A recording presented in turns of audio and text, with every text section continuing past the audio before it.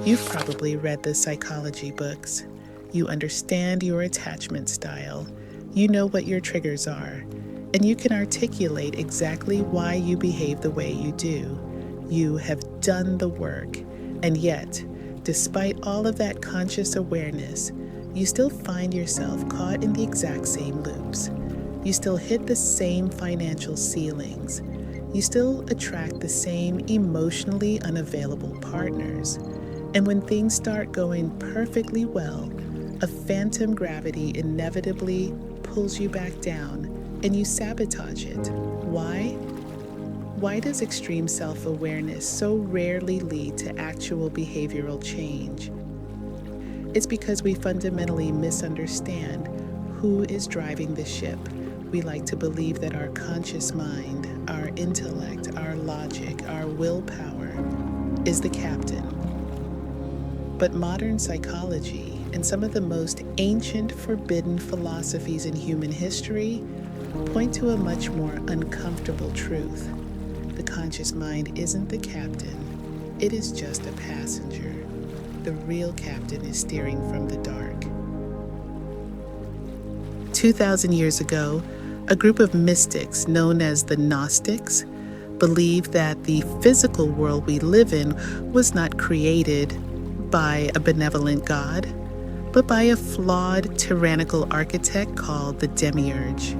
They believed this architect built reality as a trap, a highly sophisticated matrix designed to keep the divine human spirit asleep, running on a treadmill of endless survival, consumption, and fear.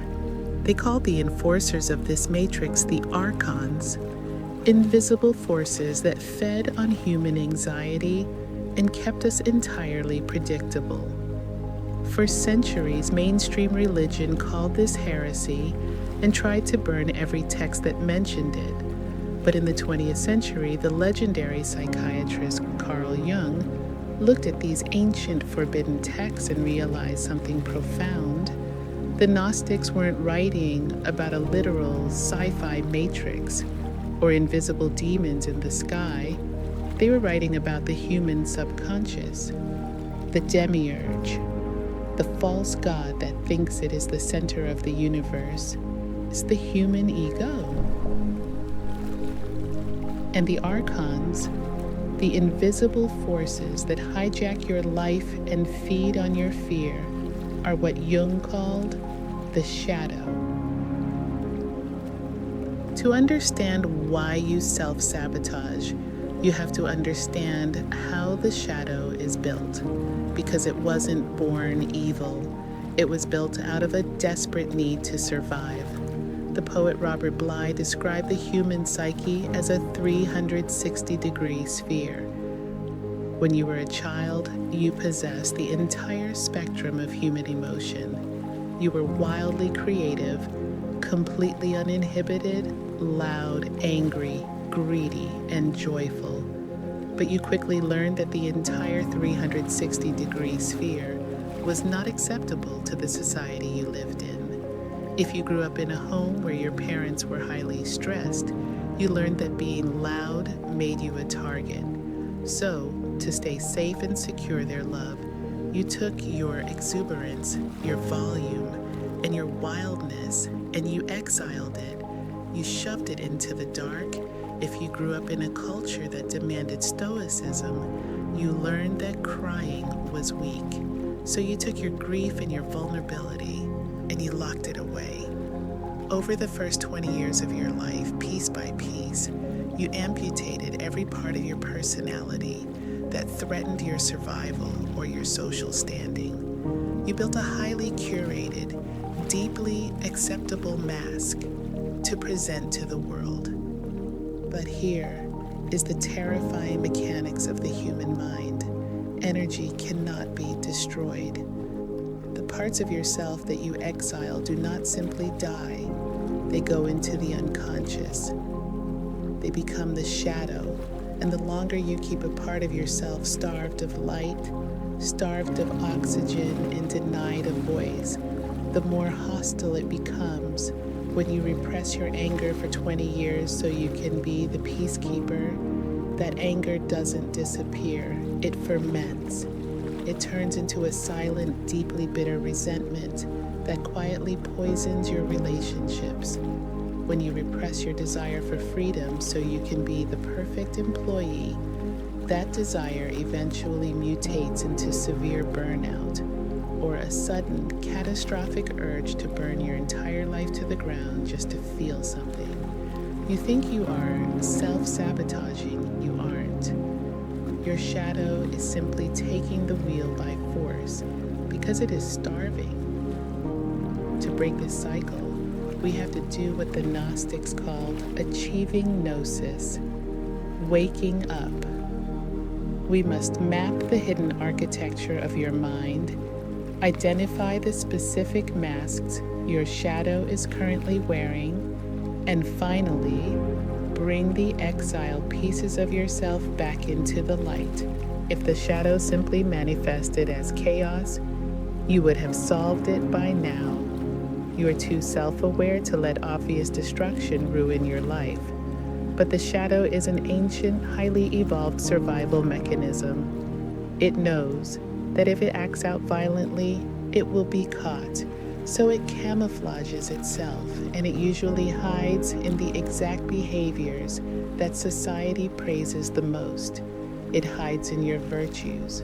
When the shadow takes control of your reality, it operates through an archetype, a mask. These masks are incredibly effective defense grids designed to protect the exiled, wounded parts of your psyche. As we dissect the 3 most common masks the shadow wears, I want you to step back and look at your own life with the detached fascination of a scientist. Which of these defense mechanisms is currently draining your energy? The first mask is the Martyr. If this is your operating system, you are likely highly competent and deeply compassionate. You are the pillar of your friend group. You are the one who stays late, who absorbs the emotional weight of your partner, and who prides yourself on needing very little while giving a massive amount. Society calls this selflessness. We applaud it. But if we look beneath the surface, the martyr's exhaustion is not a byproduct of pure altruism. It is a tariff the shadow exacts for a sense of safety. If you wear this mask, your hidden cargo is likely a profound vulnerability, a childhood realization that love was highly conditional. You learned early on that you were only safe or only valuable when you were useful. So, the shadow weaponizes your empathy. You overcommit not because you lack boundaries, but because the shadow is using utility as a currency to buy security. It is trying to make you so indispensable that people cannot abandon you. The subtle, burning resentment you feel when others don't match your effort isn't petty. It is the shadow realizing that its transaction failed. The martyr is a brilliant psychological shield, but its ultimate tragedy is that it prevents you from ever knowing if you are loved simply for existing rather than for what you provide. The second mask is the architect, though we commonly call them the perfectionist. If this is your mask, your life is heavily curated. You optimize your routines. You hold yourself and everyone around you to an excruciatingly high standard. When someone changes plans on you at the last minute, or a project doesn't go exactly as designed, you don't just feel annoyed. You feel a sudden spike of panic, and that panic instantly calcifies into anger. From the outside, you look like a visionary. You look like you have it all under control. But beneath the pristine exterior, the architect's shadow is driven by absolute terror. If this is your defense grid, your exiled emotion is the deeply repressed fear of being inadequate or fundamentally unsafe. Somewhere along the line, you learn that the world is a chaotic, dangerous void, and the only way to survive the void is to micromanage reality. When the architect snaps at a partner for doing something wrong, or works themselves into a state of severe burnout over a minor detail, it isn't actually about the detail. It is the shadow desperately trying to exert control over a tiny piece of the physical world, because internally, it feels like it is constantly on the verge of drowning in chaos.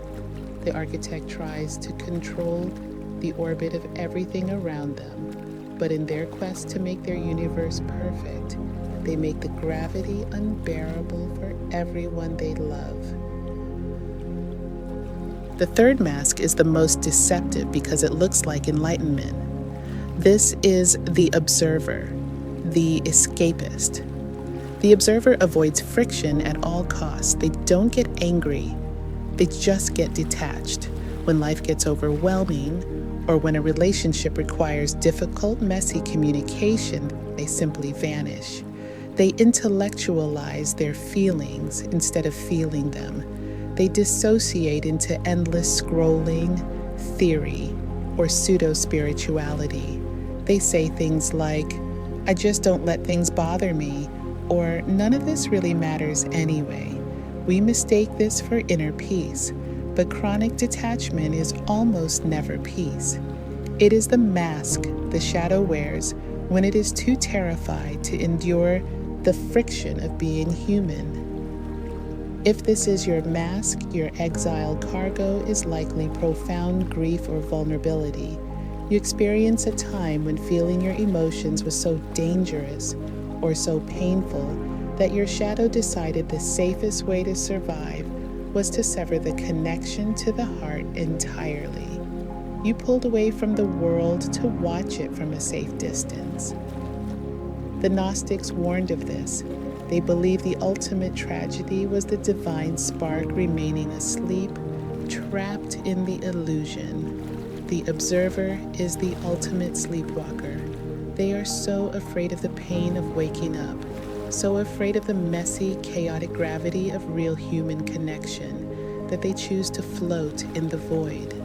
They avoid the pain of dying, but they sacrifice the experience of living. Most self-help guides tell you to breathe when you are triggered.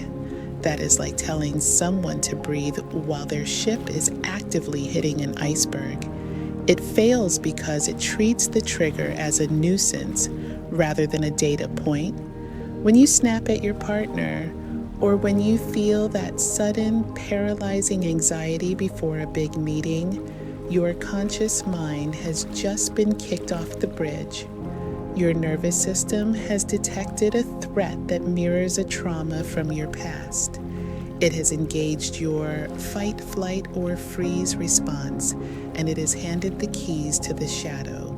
You aren't being emotional, you are being biologically hijacked. To regain the bridge, you don't need a breathing exercise. You need a circuit breaker. You need to interrupt the feedback loop. The next time you feel that spike, that irrational, overwhelming wave of emotion, I want you to initiate the interrogation protocol. Do not try to solve the problem. Do not try to argue with the person who triggered you. Remove yourself from the environment immediately. Go to a bathroom, your car, or step outside. You need to physically sever the connection to the stimulus. Once you are in isolation, you have to engage the shadow. You do this by asking 3 specific non-negotiable questions. Question 1. What is the specific physical sensation I am feeling right now? Don't say, "I feel angry." Say, "My chest is tight. My jaw is clenched. My stomach is burning." This anchors your awareness back into your body, which pulls you out of the story your mind is telling you. Question 2. If the sensation could speak, what is it terrified of? This is the key. Your shadow is never angry. Your shadow is scared. It is a child in the hold of the ship. Ask it, are you scared of being abandoned? Are you scared of being humiliated? Are you scared of being powerless. Question 3. Where have I felt this exact sensation before? This forces your mind to travel backward. You will likely see a flash of a memory, a parent yelling, a school playground, a specific moment of rejection. You aren't reacting to the situation in front of you. You are reacting to that memory. When you identify the root, when you realize, oh, this isn't about my partner, this is about the 7-year-old me who felt ignored, the spike of emotion will dissipate. It doesn't disappear, but it loses its teeth. You have successfully brought the shadow into the light of your conscious awareness. This is the gnosis the ancients spoke of. It isn't a mystical enlightenment. It is the raw, difficult, and incredibly brave act of seeing yourself clearly. But now we have to address the final, most dangerous phase, because once you've identified the shadow and you've seen the wounded child in the hold, you have a choice. You can continue to be the captain who treats that crew member as a threat. You can lock them back in the dark, or you can start the process of integration.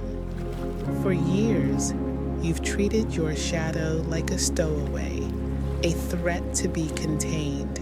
You thought that if you just worked hard enough, if you just meditated long enough, if you just leveled up enough, you could finally be rid of that dark, irrational part of yourself. But you cannot fight a part of yourself and expect to win, because if you win, you are still left with half a person. Integration is the realization that your shadow is not your enemy. It is your power. Think of the martyr we discussed earlier. When that mask is removed, what is left? A massive dormant capacity for genuine empathy and sacrificial love. Think of the architect. Remove the fear, and what do you have? An unparalleled ability for discipline, structure, and the realization of complex visions. Think of the observer. Remove the dissociation, and what remains? A capacity for profound, objective stillness and deep philosophical insight. Your shadow is simply your raw human energy that you've been too afraid to own. So, how do you integrate it? You do it through a process of conscious reclamation. In your journal, I want you to write down the trait you hate most in other people. Is it someone's arrogance, their laziness, their neediness? Now look at that trait not as a flaw, but as a map. It is pointing directly to a part of yourself that you have been too terrified to express. If you hate arrogance, it's because you are terrified of claiming your own power. So today, you practice owning it. You walk into a room and you dare to take up space. You speak with certainty. You stop apologizing for your existence. If you hate laziness, it's because you are terrified of rest. So today, you practice surrender. You stop the grind for 1 hour and you do absolutely nothing. You let yourself be unproductive and you watch with curiosity as the shadow screams that you are failing and you realize that you are still alive. You take the energy you have been using to repress these traits and you reinvest it into expressing them safely, consciously, and in balance.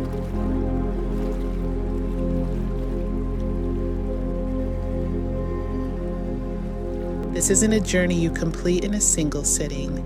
Shadow work is a daily, lifelong practice. But every single time you pause, breathe, and question your triggers, you are taking the wheel back from the dark. To help you make this practical, to give you a framework you can use to map your own masks and begin the process of reclamation, I've put together a 30-day shadow work integration guide. It's a resource designed to help you track your triggers and actually do the work rather than just thinking about it. You can download it via the link in the description. Don't just watch this and don't just think about it. Go into the dark. Bring back your fire.